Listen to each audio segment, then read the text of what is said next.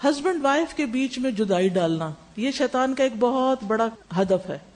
شیطان کے ٹارگٹس میں سے گھروں کو برباد کرنا ہے، بیٹوں کو آوارہ کرنا یعنی بچوں کو آوارہ کرنا، اور آباد گھروں کو ویران کرنا، آپس میں لڑائیاں پھوٹ ڈلوا کے.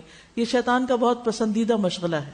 وہ کمی کرتا ہی نہیں، یعنی کسی وقت رکتا ہی نہیں اپنی محنت اور کوشش میں کہ مرد اور عورت کے بیچ میں تفریق نہ ڈالے. یعنی ہر وقت اس کی کوشش ہوتی ہے کہ ہسبینڈ وائف کے بیچ میں پھوٹ ڈال دے، ان کو الگ کر دے، ان کو ایک دوسرے سے بدگمان کر دے، لڑا دے، تاکہ اس کا جو مخصوص ٹارگٹ ہے وہ پورا ہو جائے. جابر رضی اللہ عنہ سے روایت ہے، رسول اللہ صلی اللہ علیہ وسلم نے فرمایا، بے شک ابلیس اپنا تخت پانی پہ رکھتا ہے، پانی پر اپنی حکومت کرتا ہے یا اپنا تخت سجاتا ہے، پھر اپنے لشکر روانہ کرتا ہے تو قریب کرتا ہے ان کو اپنے سے مرتبے میں جو سب سے بڑا فتنہ کر کے آتا ہے، یعنی سب سے بڑا فتنہ برپا کرنے والے کو اپنے قریب ترین کرتا ہے.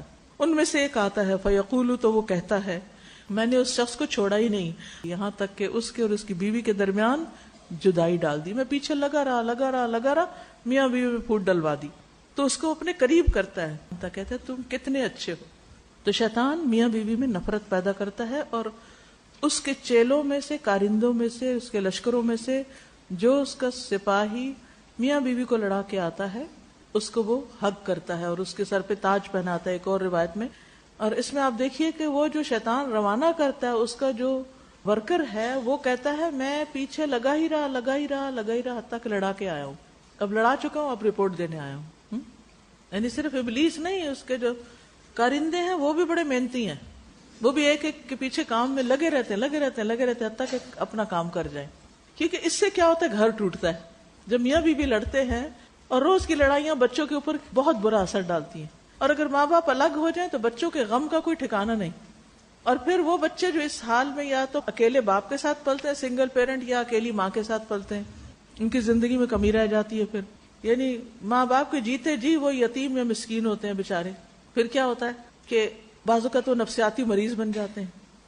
بڑے ہوتے ہیں تو ان کے اندر ایک انتقام کی آگ ہوتی ہے، وہ ماں یا باپ سے نفرت کرتے ہیں، حالانکہ یہ عزیز ترین رشتے ہوتے ہیں. جب ماں باپ پہ ٹرسٹ نہیں رہتا تو وہ کسی پہ بھی ٹرسٹ نہیں کرتے، ان کی اگلی زندگی مسئلے کا شکار ہو جاتی ہے. اور اس طرح ڈسٹرب فیملیز جنم لیتی ہیں. یا پھر ایسے بچے جہاں وہ اننیسیسری اٹینشن سیکھ کرتے رہتے ہیں ادھر ادھر سے، اس سے بہت سی خرابیاں پھوٹتی. اس لیے ہر قیمت پر اس رشتے کو سٹیبل رکھنا بہت ضروری ہے، اور اس کے لیے انسان کو دعا بھی کرنی چاہیے، کوشش بھی کرنی چاہیے، شیطان کے وار کو سمجھنا بھی چاہیے. کبھی وہ کسی طرف سے، کبھی کسی طرف سے، کبھی کسی طرف سے آئے گا، وہ چھوڑے گا نہیں. تو ہوشیار رہیے، چھوٹی چھوٹی باتوں کو ایشو نہ بنائیے، معاف کرنا سیکھیے، درگزر کرنا، شکر گزار ہونا کہ شکر ہے ایک چھت تو ہے، ایک گھر تو ہے، بھلے آئیڈیل نہ صحیح. دوسروں سے کمپیئر کرنا چھوڑ دیں اپنے آپ کو. دنیا کی چیزوں کے پیچھے گھر میں لڑائی نہ ڈالیں کہ گاڑی چھوٹی ہے گاڑی بدل لیں، یہ گھر چھوٹا ہے بڑا کر لیں، یہ فرنیچر نہیں ہے وہ نہیں ہے. ان چیزوں کے پیچھے روز لڑائی نہ کریں ہسبینڈز کے ساتھ، ان کے بغیر بھی گزارا ہو جائے گا. لیکن گھر ٹوٹ گیا تو اکیلے گزارا زیادہ مشکل ہے. تو انسان کو ہمیشہ یہ دیکھنا چاہیے کہ زیادہ امپورٹنٹ کیا چیز ہے، یہ دنیا کی چیزیں زیادہ امپورٹنٹ ہے یا ایک اچھا ہنستا بستا گھر، آپس کے اچھے تعلقات، کیا بہتر ہے، اس کو اختیار کر لے اور دوسری چیزوں پہ کمپرومائز کر لے. اور اس میں آپ دیکھیں گے کہ جب آپ کا تعلق اچھا ہوگا تو دوسرا فریق بھی آپ کا خیال رکھے گا اور وہ بھی آپ کی پسند کے مطابق بہت سی چیزیں کرنے لگے گا. جب آپ تنگ نہیں کریں گے، زچ نہیں کریں گے تو بات منوانا زیادہ آسان ہوگا. بعض اوقات ہم دوسرے کو پریشرائز کر کے کوئی کام تو کروا لیتے ہیں، وہ چیز حاصل کر لیتے ہیں، لیکن نفرت پیدا کر دیتے ہیں اس کے دل میں اپنے لیے. تو سمجھداری سے کام لیں. شقیق کہتے ہیں کہ ایک شخص جس کا نام ابو جریر تھا، وہ عبداللہ بن مسعود کے پاس آیا. اس نے کہا میں نے ایک نوجوان کنواری لڑکی سے شادی کی ہے، میں خوف زدہ ہوں کہ وہ مجھ سے نفرت کرے گی. تو ابن مسعود نے کہا الفت اللہ کی طرف سے ہوتی ہے، یہ محبت اللہ دلوں میں ڈالتا ہے، اور بغض شیطان کی طرف سے ہوتا ہے.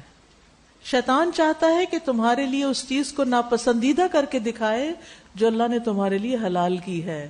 یعنی حلال تعلق، شوہر یا بیوی جو ایک دوسرے کے لیے حلال ہے، ان کو تو ایک دوسرے کو برا کر کر کے دکھاتا ہے، اور جو حرام ہے، جس کی طرف دیکھنا حرام ہے یا جس کے ساتھ تعلق حرام ہے، اس کو خوبصورت بنا کے دکھاتا ہے.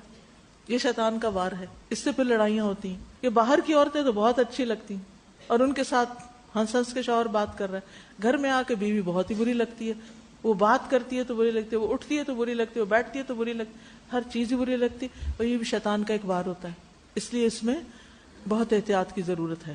اور گھروں میں اگر اللہ کا ذکر ہوگا، اگر اللہ کی اطاعت ہوگی، تقویٰ ہوگا، تو شیطان کو تسلط پانے کا موقع نہیں ملے گا. نمبر 17 کیا ہے؟ شیطان کے کچھ اور وار بھی ہیں، مثلا اہم چیزیں بھلوا دینا، ضروری کام ذہن سے نکلوا دینا، قرآن بھلوا دینا. عثمان بن ابو العاص کہتے ہیں میں نے رسول اللہ صلی اللہ علیہ وسلم سے قرآن بھول جانے کی شکایت کی.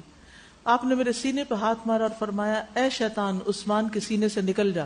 آپ نے ایسے 3 دفعہ کیا. عثمان کہتے ہیں اس کے بعد مجھے کوئی ایسا لفظ نہیں جو بھولا ہو، جس کو میں یاد کرنا پسند کرتا ہوں تو کبھی وہ مجھے نہیں بھولا. اچھا یہ بھلواتا کیوں؟ تاکہ مقصد سے ہٹا دے انسان کو.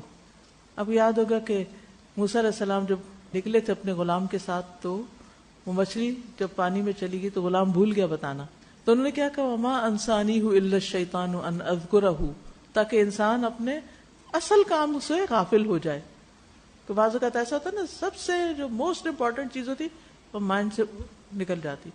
آخرت کے فائدے بلوا دیتا ہے. اسی طرح نمبر 18 گفتگو کے ذریعے انسان کو بہکانا، خصوصاً بتکلف گفتگو کروانا. ابن عمر کہتے کہ رسول اللہ صلی اللہ علیہ وسلم کے عہد میں مشرق سے 2 شخص آئے اور دونوں بڑے مقرر تھے، بڑے خطیب تھے. دونوں نے کھڑے ہو کے تقریر کی پھر بیٹھ گئے. اس کے بعد ثابت بن قیس جو رسول اللہ صلی اللہ علیہ وسلم کے خطیب تھے وہ کھڑے ہوئے اور دونوں کی تقریروں کو لوگوں نے بہت پسند کیا تھا، یعنی ان 2 جو آئے تھے باہر سے. اس کے بعد خود حضور صلی اللہ علیہ وسلم کھڑے ہوئے، آپ نے خطبہ دیا اور فرمایا اے لوگو اپنی بات ہی کہا کرو، بے شک کلام کا حد سے زیادہ فصیح ہونا شیطان کی طرف سے ہے، یعنی صرف باتوں سے لوگوں کو امپریس کرتے رہنا. پھر فرمایا بعض بیان جادو ہوتے ہیں، یہ جادو کی طرح اثر کرتے ہیں باتیں. اسی لیے کئی دفعہ آپ دیکھیں لوگ لوگوں کی باتوں میں آ کے لٹ جاتے ہیں، اپنا مال نکال بیٹھتے ہیں، تو اسے بھی ناپسندیدہ کیا گیا. پھر اسی طرح بڑھ بڑھ کے باتیں کروانا، لمبے لمبے خطبے. حضرت انس کہتے ہیں کہ حضرت عمر کے سامنے ایک شخص نے خطبہ دیا اور بڑی لمبی باتیں کی، تو حضرت عمر نے کہا کہ خطبوں میں بنا بنا کے باتیں کرنا شیطان کی فصاحت میں سے ہے، یعنی لمبی لمبی باتیں کرنا اور بڑی بڑی باتیں کرنا، اس کے ذریعے بھی شیطان حملہ آور ہوتا ہے.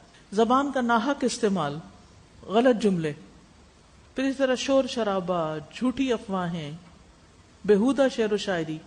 پھر اسی طرح انسانی رویوں پہ حملہ، مثلا مرنے والوں پہ چیخ چلا کے رونا دھونا، ریاکاری اور دکھلاوا. رسول اللہ صلی اللہ علیہ وسلم نے فرمایا اگر کوئی ریا اور فخر اور تکبر کی کوشش کے لیے نکلا ہے تو یہ شیطان کے راستے میں ہے، یعنی دکھاوے کے لیے جب انسان نکلتا ہے کوئی کام کرنے. پھر بے مقصد چیزوں کے پیچھے بھاگنا، یہ بھی شیطان کی طرف سے ہے.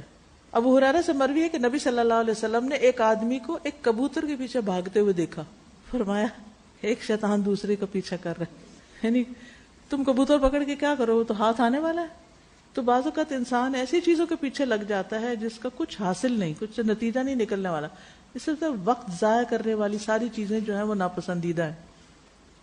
اسراف، زائد ضرورت چیزیں.